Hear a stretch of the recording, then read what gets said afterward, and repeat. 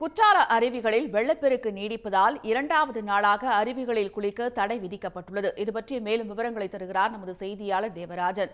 தேவராஜன், இரண்டாவது நாளாக தடை நீடிக்கப்பட்டு வருகிறது. மேலும் என்னென்ன அறிவிப்புகள் வழங்கப்பட்டிருக்கிறது? தென்காசி மாவட்டத்தில் கடந்த 2 நாட்களாக பெய்து வந்த தொடர் மழை காரணமாக குற்றால அருவிகளில் நேற்று பிற்பகல் வெள்ளப்பெருக்கு ஏற்பட்டது. இதையடுத்து அனைத்து அருவிகளிலும் குளிக்க தடை விதிக்கப்பட்டிருக்கிறது. தற்போது சபரிமலை சீசன் என்பதால் சபரிமலைக்கு சென்று வரும் ஐயப்ப பக்தர்கள் பலரும் குற்றாலம் வந்து புனித நீராடி விட்டு செல்வது வழக்கம். இன்று குளிக்க வாய்ப்பு இல்லாததால் அவர்கள் ஏமாற்றமடைந்துள்ளனர். தற்போது அருவிக்கரையில் பலத்த போலீஸ் பாதுகாப்பு போடப்பட்டுள்ளது. அருவிக்கரைக்கு யாரும் சென்று விடாதபடி தடுப்பு கம்பிகள் அமைக்கப்பட்டு பாதுகாப்பு பணியில் போலீசார் ஈடுபட்டு வருகின்றனர்.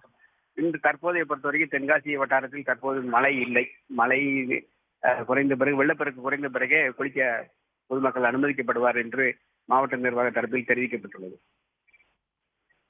விவரங்களுக்கு நன்றி தேவராஜன்.